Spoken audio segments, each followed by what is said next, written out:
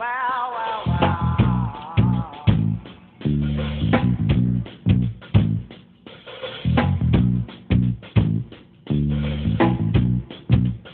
Hello, hello, hello again, all of you inquisitive minds and beings of a high intelligence. Welcome once again to another episode of My Father's Business, streamed 24/7 right here at mystreamingvideos.net, channel My Father's Business. So today, before I go any further, because I got in trouble last week, I'm going to introduce my co-host from the RAPOLOGY show that sponsors this platform right here. So, first of all, we got my very white baritone voice brother John Bell over here. They call him Mustafa. Because when you talk, things move. How you doing, John? Doing good, man. Doing good. Good to be here. Hey, we another episode, another time to show the audience, the TV audience, Yes.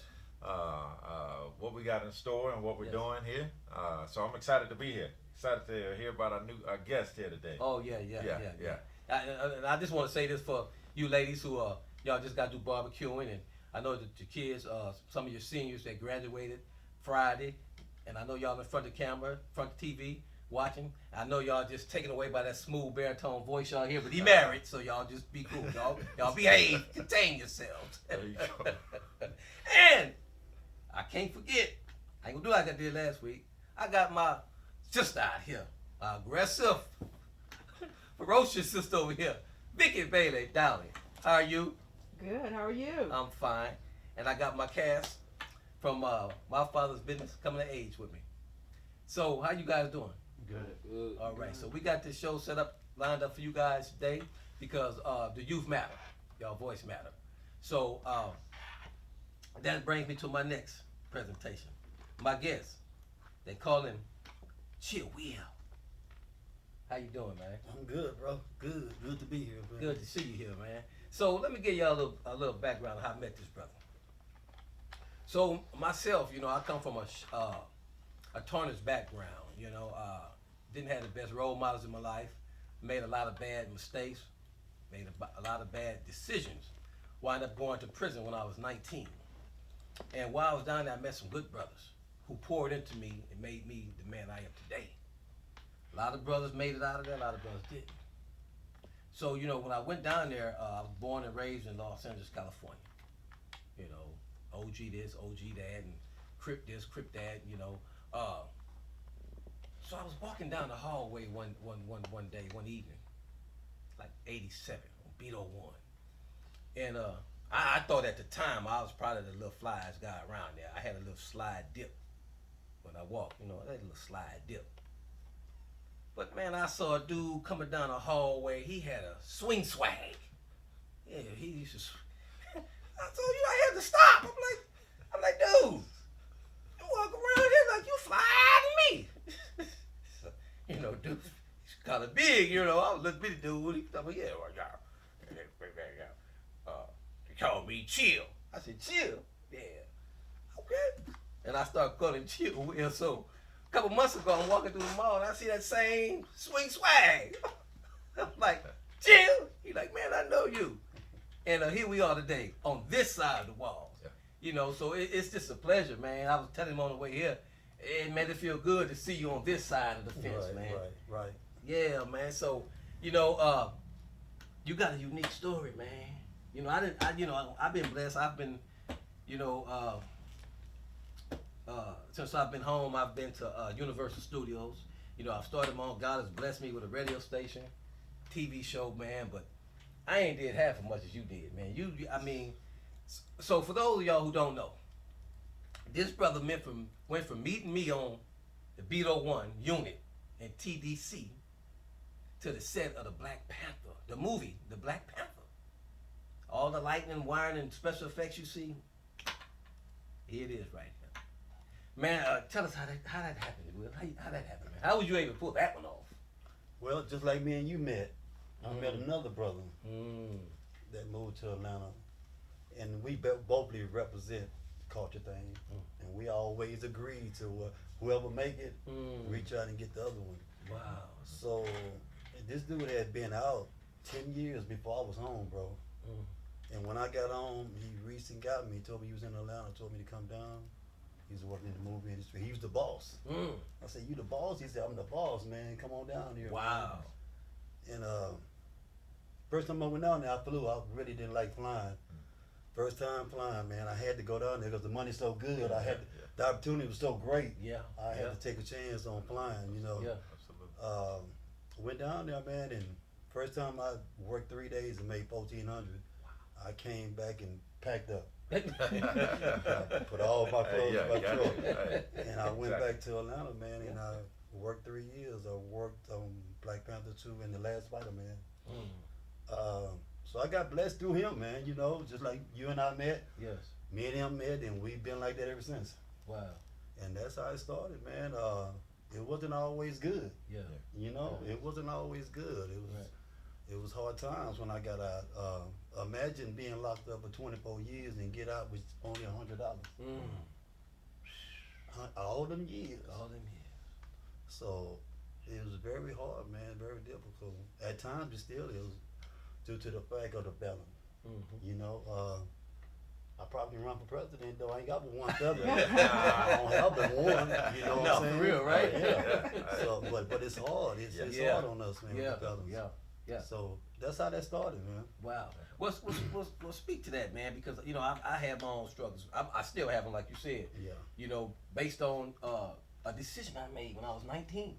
I'm 58 now, and still, you know, just God by God's grace and glory, I've been on the same job for the last 6-7 years. Right. But I've been turned down for job opportunity after job opportunity, despite the fact that I'm bilingual, despite the fact that I got a BA, despite all that. The first thing they want to know.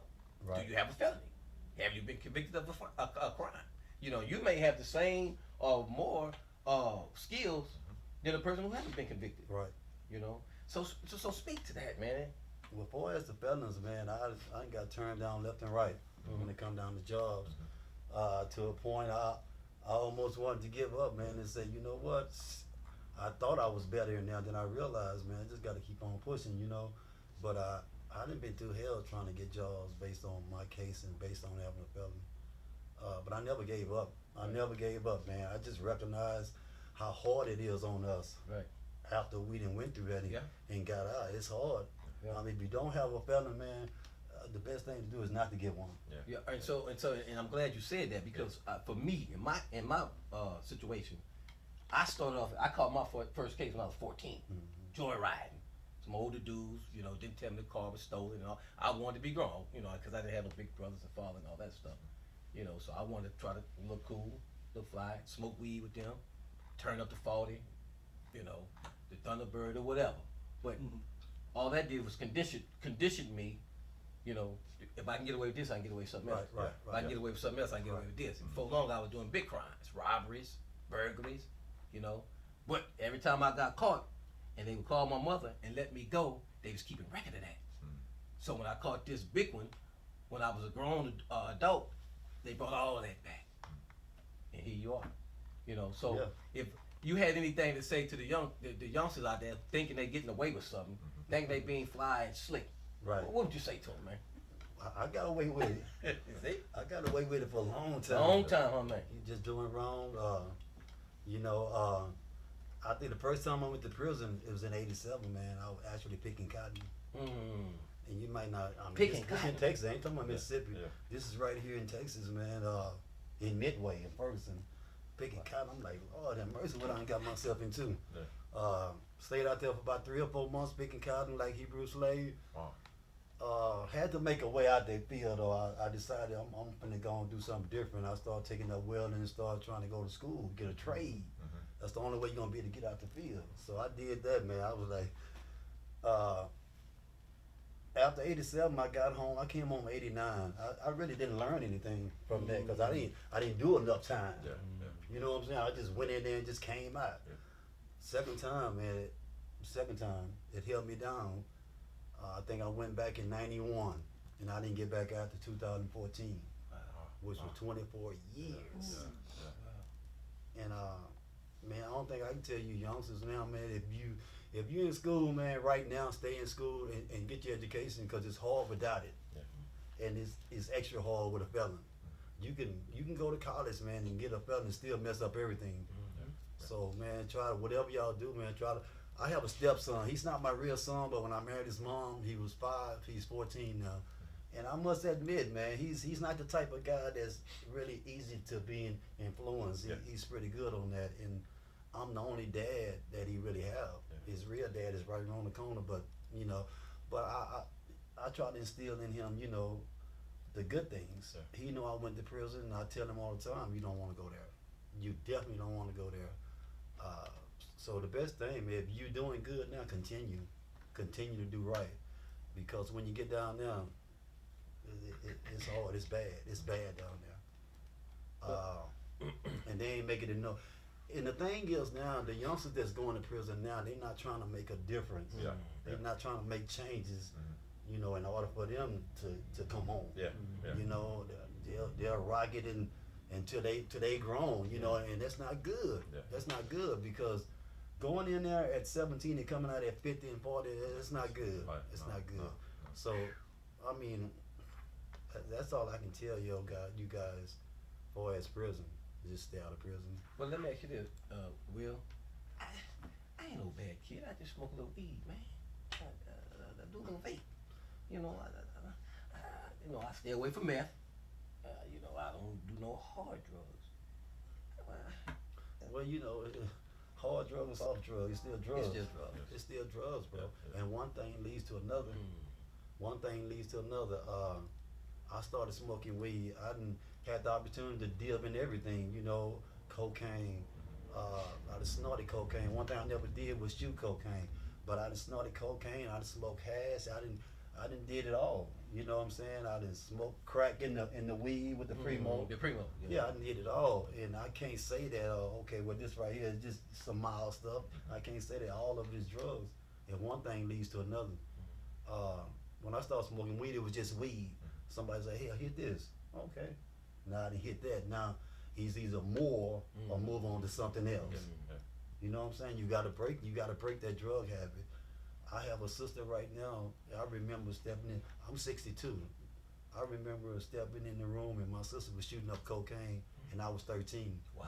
And right now she still do drugs to this day. And the only reason she's alive because the drugs are keeping her alive. Wow. So, man, it's hard to get off of it, but it's easy to fall right into it.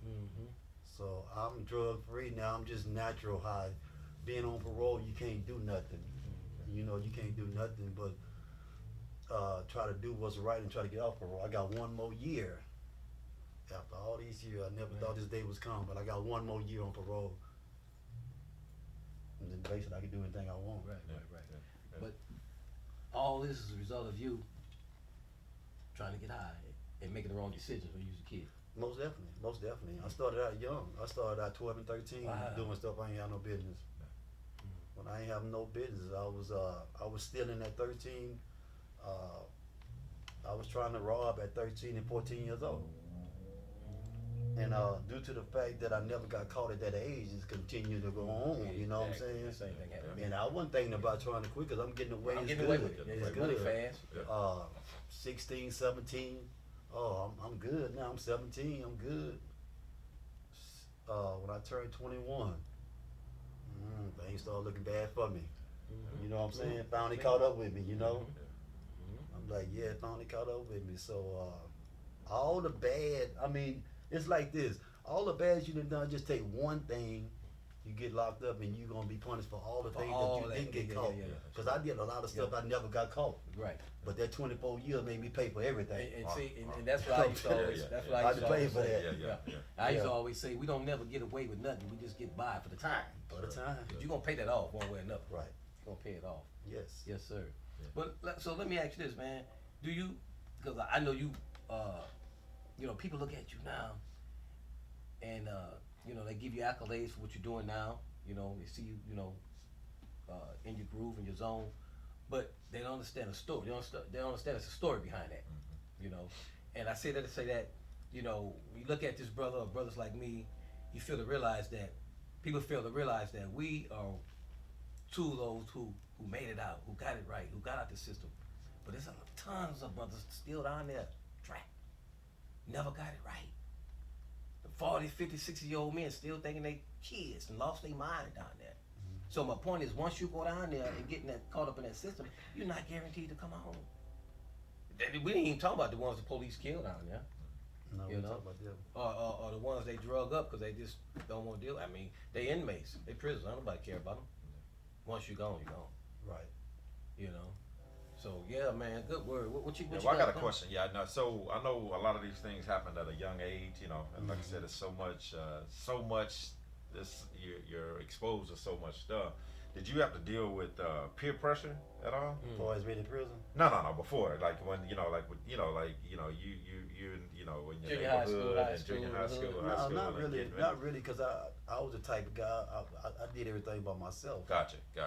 You know what I'm saying? Because I know my friends, they're going to tell it. Right. No, So I got you. I did everything by myself. I never been pressured to do anything. Yeah, you know what I mean. I know how some kids today struggle with, like, man, I really don't want to do that, man.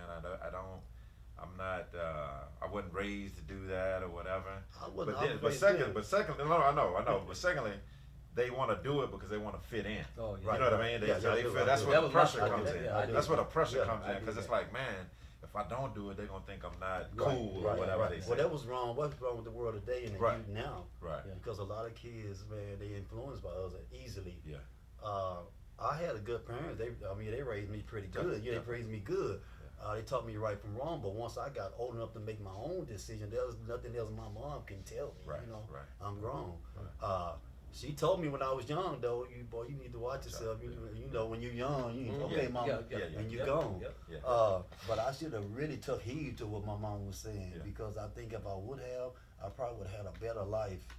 You know, if I would have just paid attention, like the kids need to do now. Yeah. I should have paid attention. But when I was growing up, it wasn't. I mean, we wasn't doing the things that the kids doing now. Yeah. I mean, we was doing a little something. Yeah, Yeah, we're doing a But little I something. never thought about killing nobody or Right, trying right, to right. take their life. So, Yeah.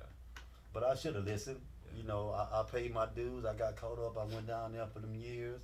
Now I'm back trying to make sure that the youngsters don't head that way because I see a lot of them is headed that way. Yeah. You know, Yeah. and the parents nowadays it's more like, oh, my son is my friend. Yeah. My daughter's that's my girl. We get our hair done together. Ain't that something? No. So that ain't the right. They ain't, you know, they ain't the right way. I ain't your friend. I'm your daddy. That's right. I ain't your friend. right. Yeah. Don't you think, cause we all right. You ain't gonna get this coming. You got this coming later on. So for you what you gonna done. still put the hands on I'm it? gonna put it on You you. got to. I'm your son, Will. You exactly my son, not my friend, not my partner. Yeah. But see, and that's why I be trying to get my wife, bless her heart, and baby, I'm gonna say this because you're not here, so I ain't got to worry about you going off on me right now. Oh, But, shit. but she's such a sweetheart, man, to where she want to talk about everything and pray about, and that's cool. But my Bible says that there's a time and place for everything. Yeah, it is. Sometime, you gotta show a fool foolishness because that's the only language she understands. Right. So if you up in my house and you acting a fool and you really want to go there, we can go there. If it's gonna cost, that's what it's gonna cost me to keep you from going through what I went through. I'm willing to go there with you. Right. I don't want to go there with you, because at the end of the day, you'll never be able to say that Muhammad didn't try to tell me the right thing. He didn't try to keep me from getting in trouble. He didn't try. Put his hands on me here and there. He ain't had to do that. I'm still mad at him, but Right. he tried. Right. I'm not gonna have it on me. So hey man, yeah, you're right, man. A lot of parents think they gotta, be their parent, they children's friend. Right. No. That ain't how that go. Yes, sir. What else? So how'd you? So just shifting a little bit. So you did, you went through the stuff as a youth, went through, did time, whatever. Then you got out, and I know you said there was another brother who was there that pulled you into the entertainment side of things. Right. When you got in there, were there any surprises? Because we all, like I said, from the outside looking in, we got a perception of how entertainment is or how the business is. Were there things in there that you were like, oh man, I didn't know it was like that? Like, were there any surprises, or was there anything? Everything was a surprise 'cause I never experienced that. Yeah. You know what I'm saying? Yeah. What do you think was the biggest surprise? What was something that you learned that was about the entertainment business that you was like, oh man, I didn't know that? That's eye-opening. I learned a lot. Yeah. As far as the power that we work with, Yeah. the main thing like cable wise, I learned a lot from them. I also learned that you can get burned up just like that. Oh, wow. You know, so that was the first thing I had to learn. Yeah, the safety. Yeah, I of can it. imagine. You know what I'm saying? Yeah. That's a lot of power. Yeah, You yeah. ain't gonna be able to make it. Yeah. Oh man, I just learned. It was really just a great experience, Yeah, man. yeah. Seeing how this thing is Wow. done, because when I watch it on TV, it doesn't look Right. nothing like Right, this. right, Yeah. right. So now I'm getting a chance to see everything. My boss used to, which is my friend, Yeah. he used to always, when they get ready to shoot, he used to always tell us, come on out, come on out. Mm. But I used to always go back. I used to Check always it go out, back yeah. in there. Yeah, You know what I'm yeah, saying? yeah, yeah. As long as I got my radio on me, I'm good. Yeah. With the writers and producers, I'm good. They ain't gonna mess with me. Yeah. And I used to watch them do a set. I Yeah. watch them. Yeah. Yeah, I learned a lot. I also learned some things that I didn't know about the movie industry. Yeah. I got to meet Angela Bassett, you know, Okay. celebrities Yeah, and stuff. yeah, Well, it's pretty good, man. Yeah, It was really good. amazing. I think they supposed to be working on Blade 4, yeah. Okay. Yeah. and I might be trying to go back down there. Yeah, you yeah, know. no, that's good. So I know you're behind the scenes with the power and the electrician and putting all the stuff, making it all work. Have you ever thought about getting in front of the camera? Well, my friend I'm talking about now, he's actually producing and writing movies. He got me in 3 movies already. Okay. Yeah. He sent me the script. I read him. He actually we doing a movie based on rigging, as far as what we do. Gotcha. You know gotcha. what I'm saying? Yeah. And yeah. he'll be the first one that actually gonna do a movie about it. Okay. Yeah. So I always wanted to try to do that. I always wanted Straight to. Hollywood. I always- you Hollywood will. I Not think I chill can do it. will. I think You he's think just you straight should? Hollywood. He's Nah, just yeah. natural. Yes, bud. that's- You know what I'm Yeah, saying? yeah, oh yeah. Yeah, So he definitely. got me in a couple of his movies, just waiting on him to get his stuff together. He do so much, man. Yeah. He got his own business down there. Then he trying to run production. He's the boss over certain production. Yeah. So it's kind of hard on him. I talked to him this morning. He said getting everything together. So yeah, I actually wanted to get up in the movies. Yeah, man, really. yeah, Really. yeah. Would you want to stay in the? Oh, sorry. Yeah, Yeah. okay. So would you want to stay in more of the? Behind the scene. Well, no. With that Marvel aspect of it, like you be the next, you be Black Panther 3 in this movie. Like so, like what? Superhero. Yeah. Would you want to be one of the superhero characters, or what? Like I think- when you say, hey, I wanna act, I wanna be in front of the camera. What would be the perfect role for you? It had to be the villain. Gotcha. It had to be some action. Yeah. I would definitely. He got a movie. It's a prison movie Okay. because he doing everything that based on part of his life, Right, yeah, what he done went yeah, through. Yeah, and those are usually the best type Right. of So movies. he doing a couple of prison movies Okay. that he want me to play a Muslim, Okay. Yeah. and yeah. I had to set his plain to set his as Muslim, so I know how to put it down. Yeah.